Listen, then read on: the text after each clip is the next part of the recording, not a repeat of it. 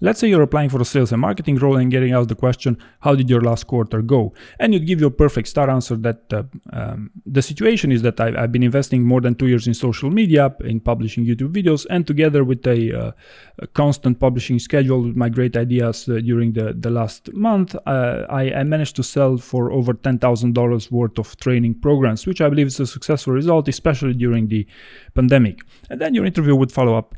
Okay, but would you agree that had you maybe used some complementary methods such as, cold outreach through email or even through phone calls, you would have made more sales essentially? Well, I guess I never considered that, but probably this could be something interesting. Okay, but it's simple mathematics. I mean, if you have so many email addresses from your free roleplay service, it's just normal that if you send, 200 emails, you'd at least get a couple of them enrolled into your training program, right? So it's nothing more than that. Yes, I guess you're right. This is certainly something worth considering, and I do agree that it might have actually increased a little bit my sales. At this point, your interview is actually done. Now, let's look at another example here. What if, in the follow-up, the candidate would have the follow-up from the interviewer would be, okay, but would you agree that had you considered some cold outreach methods such as emailing and cold calling, your sales would have even further increased and you probably crushed your sales goal?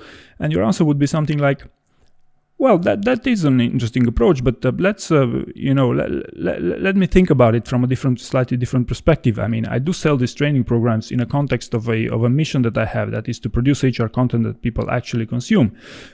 Would these cold outreach methods complement this in any way? I highly doubt they would, because they are, the traditional sales propaganda. So I'm not sure that there would be an efficiency here. I do agree that my solution is not the perfect solution, right? So I should always I should always be open to other types of solutions, but there are two very important variables that I should take into account here. That is time investment. That is how much time can I afford to invest, because YouTube is already taking all my time, and the risk.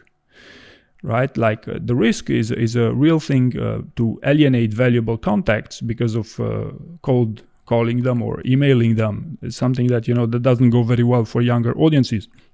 Now, truth be said, there are a couple of other methods that I could use to improve my sales.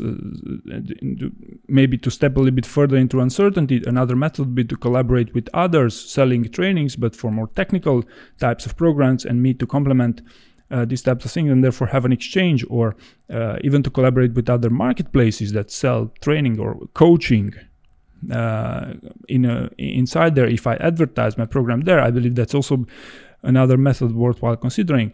Or one of these methods is to simply cold outreach, like you suggested. Or another one would be to focus my time on the training itself to generate even more referrals organically, right? So the more I invest, the better the training, the better people will recommend it.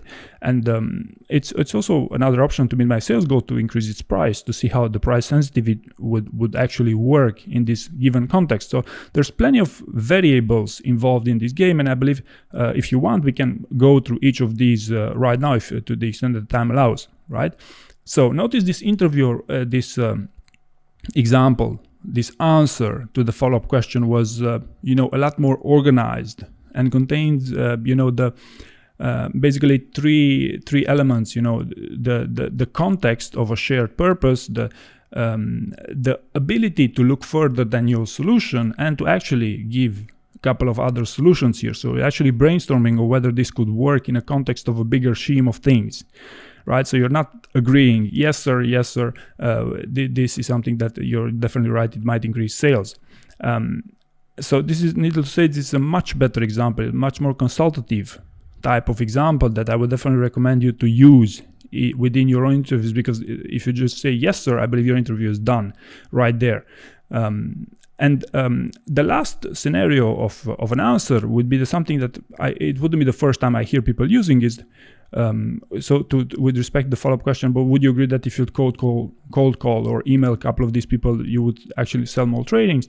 And my answer would be no. I believe that's a plain dumb idea, because that is simply not the type of audience that I have for my training programs, and I am very confident this won't fly, right? So you could be as straightforward as that, but by no means to agree for the sake of, I don't know, social cohesion if you want, or to be too agreeable. So all in all, be very careful at these follow-up questions, and I would very much encourage you to listen carefully to the other side, listen to learn how to respond, and be cautiously optimistic. Companies are not looking for yes people, especially for well-paying jobs.